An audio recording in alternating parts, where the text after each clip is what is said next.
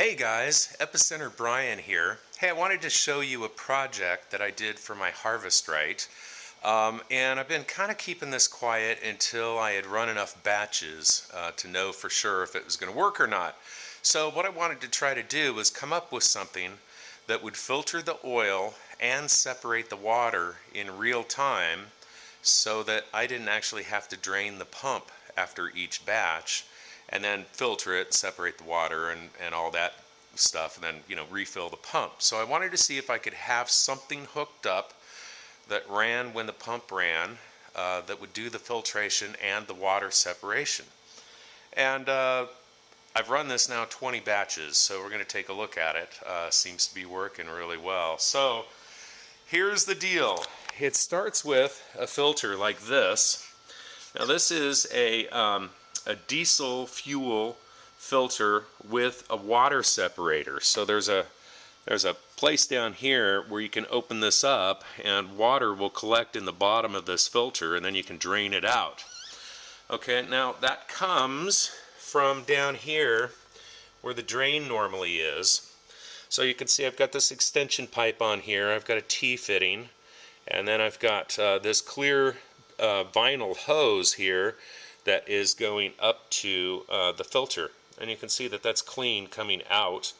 And then there's also a valve here. This valve leaks a little bit unless it's all the way closed here, so I've got a zip tie on there to keep that from leaking. Anyway, that goes up to the filter.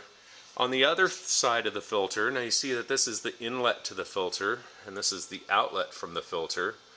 Then there's a pump, and of course you see inlet, outlet, and that pump sucks the oil from down here.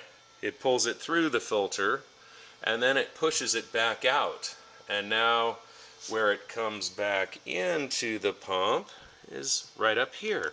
So this is normally where you would fill the oil, and now you just fill it up here on this upper piece.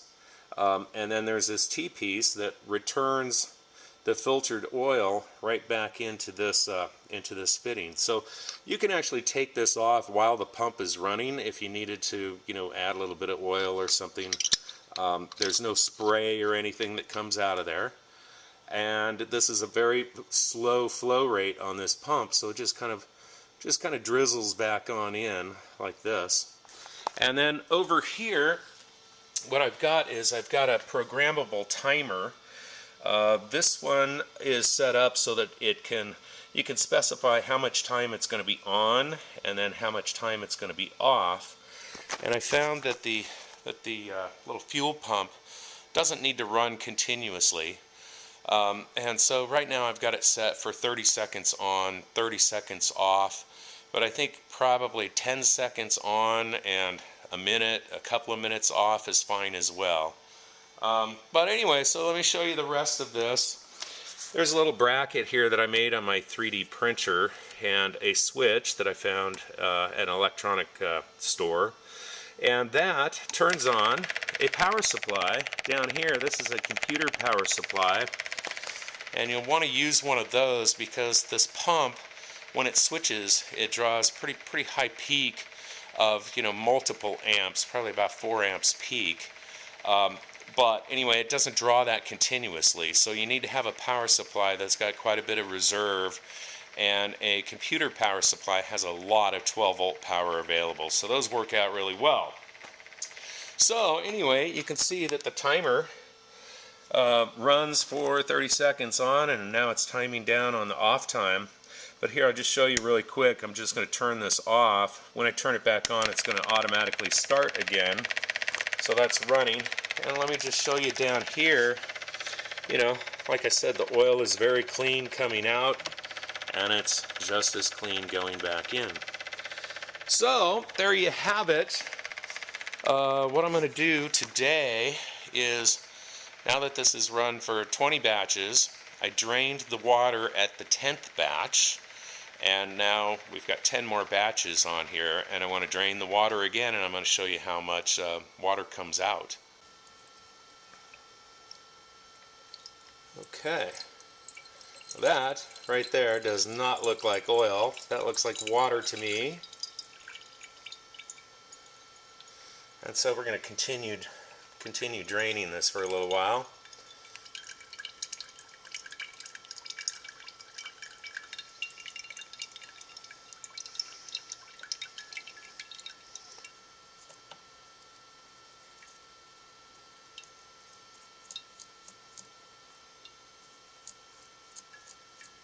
Now on this valve, there's a possibility that there's water between here, and we're just going to go ahead and check for that as well. So I'm going to cut this off. This valve I'm going to replace with the T valve that I had on there before. So here goes. Going to open this valve up.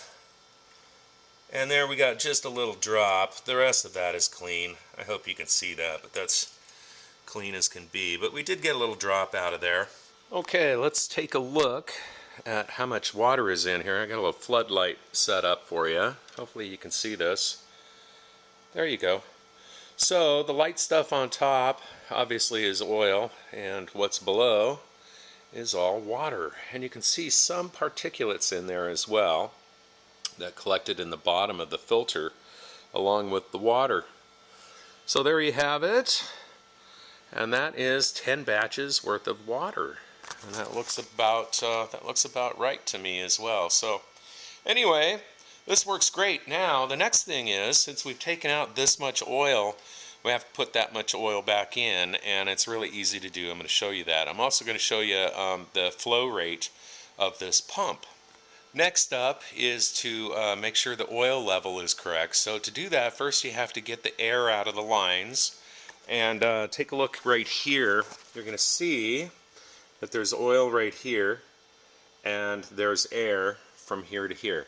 So I am going to turn on the switch right up here to power the pump, and I want you to watch this right here and see how fast that moves up. This will give you an idea of how much the little fuel pump is sucking this oil, and that'll give you an idea how many times, you know, this is recirculating the oil. So here we go. You ready? Okay. And you can see that moving up. That's pretty fast. So anyway, we're now refilling this oil filter with oil, and as soon as that's full, then oil is going to start flowing out of here again, and we may see some air bubbles coming out of here. We're just going to watch this for a second or two and see. There we go. You see some air bubbles coming through that right now? There you go. Okay. Now you'll also see this coming back. Now that timed out, so that's set for 30 seconds. I'm going to just reset that and let it start for the whole 30 so you can watch the flow of all of this coming back in. You see? Now this isn't hurting anything. It's just pushing the air back in here and pulling the oil out of the bottom. So I'm going to run this for a while until this is completely clear, has no air bubbles in it. And then we're going to take a look at the level up here, and we're going to refill the unit. So there we go, lots more air bubbles. It turns out it took 30 minutes to get all the air out of the filter, and so that meant that I needed to make a change on the timer. Now let me show you how to program this timer. There are really two parts to it. The first part is, they call it P0, program 0 I guess. And that is to set the operation in either seconds, minutes, or hours. And then the second program, it's called P1, there are 5 options for that one. One of which is to specify that the 2 program variables are going to be time on, followed by time off, followed by start over, a continuous loop. So let me show you how to set those real quick. Okay, so first up, you turn on the unit, and then you hold this set button down for a couple of seconds until it goes into this mode. Now here you see it's at P00, that's in seconds. So because I needed to run this a long time, here, let me get it back into that mode. If you wait too long, it defaults. So anyway, to set that for minutes, you can change that to 1 or hours would be 2. So we're going to set it for minutes right now, and then hit set. This takes you into program number 1, which is really the second program, and this can be either 5, 4, 3, 2, 1, 0. For the time on, time off, and recycle, restart, it needs to be in 5. Once that's done, hold that down, and then it'll start back up. Now you can see that this 30 is not changing because now this is 30 minutes instead of 30 seconds. Okay, so that's how to program this. Now, also to be able to change these times, what you do is push set quickly and let off, like that, and then this one flashes, so you can adjust that up and down. Okay, and then when you press quickly set again, it'll go to the second value, and there you can adjust up and down, and when you're happy you push it again and it'll start. Okay, now the manual is very hard to understand. It's in sort of broken English. If you get a manual, it's going to look like this, but basically you want to either set it in seconds or in minutes, and you want that second program, P1, to be set for 5. So there's an on time, an off time, and a cycle back to the beginning. Okay, so that's about it on the programming. Now we're going to go ahead and refill the pump and just fill it the normal way. Now, a couple of things about this. If you're actually going to do this, I guarantee that you're going to void your pump warranty. Okay, this is really for the hardcore experimenters.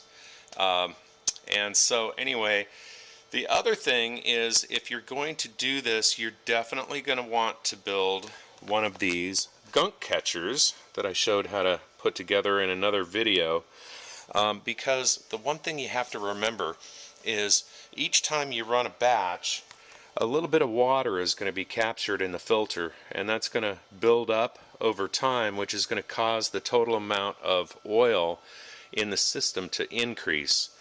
So if you don't drain that off periodically, you definitely want one of these gunk catchers hooked up so that it catches any of that excess oil when the pump starts up. It will tend to spit out some oil. Now the other thing is, since I shot most of this video, I went ahead yesterday and drained the oil completely because I've run 4 additional batches through here, and I just want to show you how much water came out of this. And there you go. So that is 4 batches worth of water, and I don't really know if this needs to be drained every 4 batch, every 10 batches. This is completely experimental, so if anybody out there starts playing with this and you have any kind of results, share that down there in the comments below. I also want to mention that the power supply that's running the recirculation pump is not connected to the harvest right. It's got its own power cord. It draws so little power you can still plug it into the same outlet where the harvest right is connected up to. So this cord here is the one for the harvest right, and this one is for the power supply. Okay, so just plug it into the same electrical outlet and you're good to go. Next up, I'm going to talk with you about the power supply and then how to wire up the controller. So let's take a look at some different power supply options. This one is going to be the easiest for you. This is typically used for running LED light strips, and it has a connector down here that is a 2.1 by 5.5 millimeter connector. So the easiest thing to do is to buy one of these adapters. This plugs right in to the power supply, and then it gives you screw terminals there where you can hook up the wires. Now this happens to be a 4 amp power supply, and I tested this with the pump, and I also measured the peak power from the pump and the peak current, and that pump draws about 2.1 amps. This power supply does work, but if you're going to buy one of those, get a bigger one. They're not much more expensive, so I'd recommend like an 8 amp one.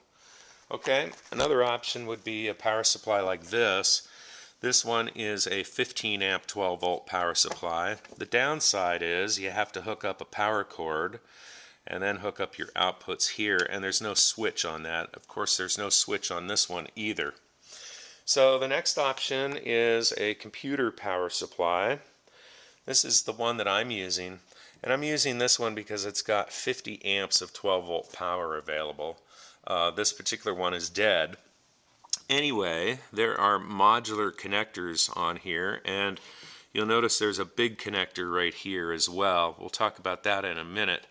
If you're going to get a modular power supply, take a look at what kind of cables they're going to provide with it. If it's got these black cables, don't get that power supply. Look for a different one. And the reason is it's a little too hard for you to figure out what is, what the power is, which one's 12 volts, which one's ground. A lot of times they come with a cable set like this, where it's actually got color-coded wires. And the yellow wire is always 12 volts, and the black is always ground. Okay. Now another option is a sort of a hybrid. This has modular connectors on it, but it also has these cables coming out of it. Again, there's a big connector. We'll talk about that in a minute. And these connectors have 12 volts and ground on them, so you could just clip one of those if you wanted to, a couple of those wires, and hook directly up to that. And then, of course, if you've got an old junky power supply around, it'll have a rat's nest of cables like this, and it'll have a lot of these connectors. These are hard drive connectors that have 12 volts, and that red wire is 5 volts. So you only need the yellow and a black wire on those. Now, the downside on all of these is, even though they have a on-off switch in the back, when you turn that on, the power supply doesn't turn on. It will only turn on when this green wire is connected to one of the black wires. Okay, and so you can either jumper that, or you can do what I did, and that's that I found a guy that makes a cable, a company that makes a cable that's got a little switch on one end, and this has a light in it. So when the 12 volt power is on, this is illuminated.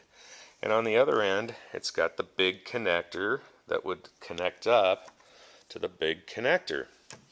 Okay, so now about the rest of the connections. What I chose to do was put a modular connector on this end. This is my power end, and that would connect up to any of these modular connectors on either of those power supplies. And then on the other side, to go to the pump, I made a little cable here that's got just 12 volt power, and you notice that connector is the same as one of these hard drive connectors. Okay, so I put a mating connector on the pump to be able to hook up to this easily. And so anyway, that's about it. I'm going to clear off the table, and then I'll show you the wiring in the back of this little controller. It's super simple to hook up. Wiring this up is really simple. I hope you can read the lettering here, but this far terminal over here says VCC. That's the power input. Next to it is GND, that's ground. Then it says S0 and S1. Those are the two terminals from the normally open relay.